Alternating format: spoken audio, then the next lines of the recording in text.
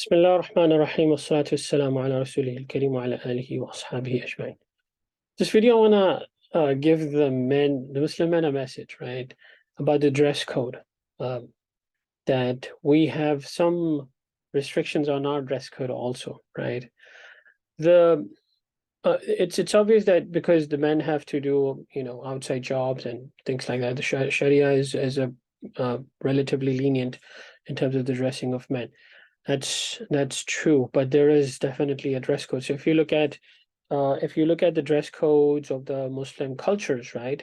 Muslim men have usually robes that are not fitting. They're like quite relaxed fitting, right? And so you can get a good example of these dresses when you go for Eid prayers, for example, especially in the US, right? Where you get men from different cultures wearing their cultural dresses, and it's beautiful what you see at that point where the men are usually wearing clothes that are similar in pattern, right? We have the thawb for the Arabs, right, and then shalwar kameez, right, for the Pakistanis, and the shapes of the Muslim dresses for Muslim men are similar.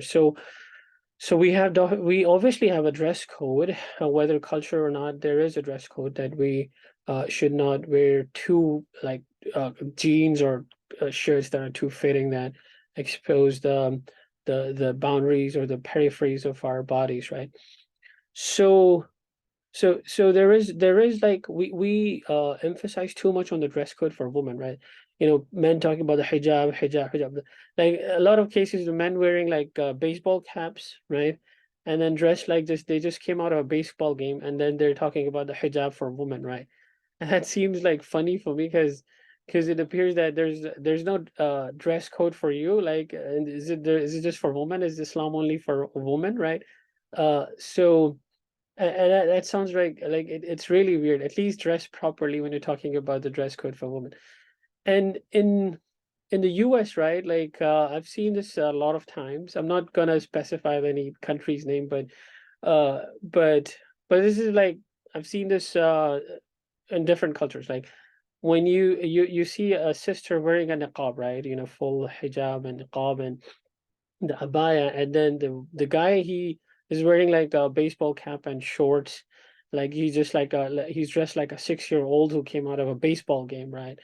So there's a huge asymmetry, right? And it appears like people obviously like look at this and they get an image that Islam is a patriarchal religion, right? Like men are imposing I'm not saying they do that, but a lot of Muslim women dress up in the abaya, it's their own decision, right?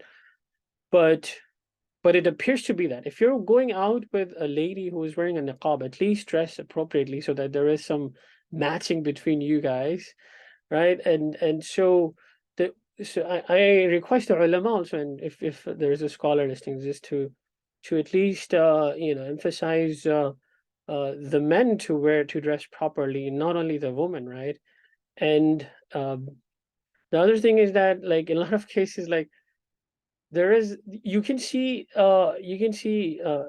evidence of why this dress when this dress, right, the trousers or the shirt t-shirts, right, they came to the Muslim countries. The ulama resisted that, right? People make fun of this, right? Make fun of the ulama because they're I don't know because they're not interested in religion anyways, but there's a reason why ulama do this, right? When a particular thing comes from another country or another culture, uh there's a hadith. The Prophet ﷺ said that فَمَنْ تَشَبَّهَ بِقَوْمٍ فَهُوَ مِنْهُمْ أو كما قال عليه السلام. So that whoever mimics a nation is part of that nation, right? So there is a dress code for us, right? We obviously we especially for the Muslims, men living in the West, we have a dress code when we go for jobs and things like that. I'm talking when you go to the masjid, when you're going with your wife who's wearing a hijab or a niqab, right? Have some symmetry between so that like you look like a Muslim man with a Muslim woman, right? Not like a guy who came out of a baseball game with a lady wearing a niqab or a hijab.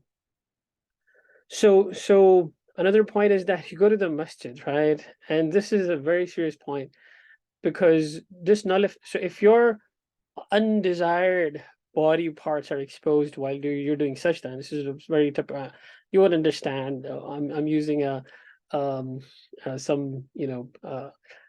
I'm being careful with my words, right? So if your undesired body parts are exposed while you're doing sajda or ruku, your prayer is nullified, right? According to the rules of prayers, right?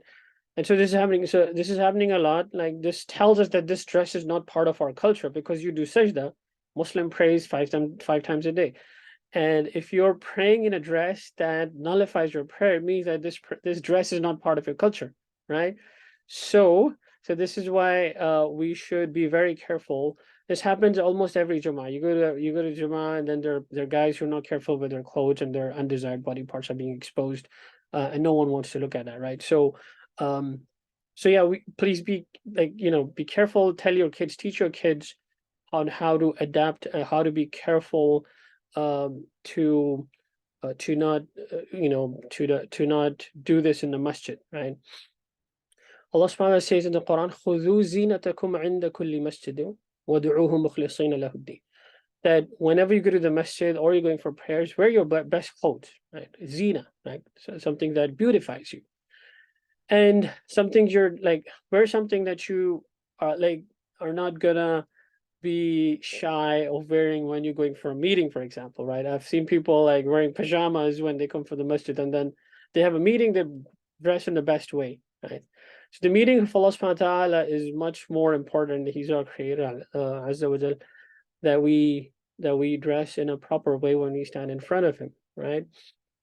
So so that's another thing, right? That we dress properly, that we adopt zina when we are going for the masjid or for the prayers, and we don't expose our body parts, undesired body parts, during prayers, right? And we have some asymmetry.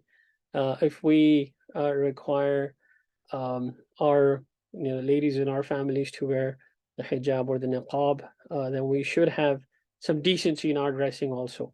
So please think about this. If you don't agree with me, you have the right to do so. Write something in the comments if you don't agree. And I'm going to talk about in general, like, a few things adding to this. It's a different topic, but why do people think Islam is a patriarchal religion, right? And because we give them points to think about, to think in that way in a lot of cases.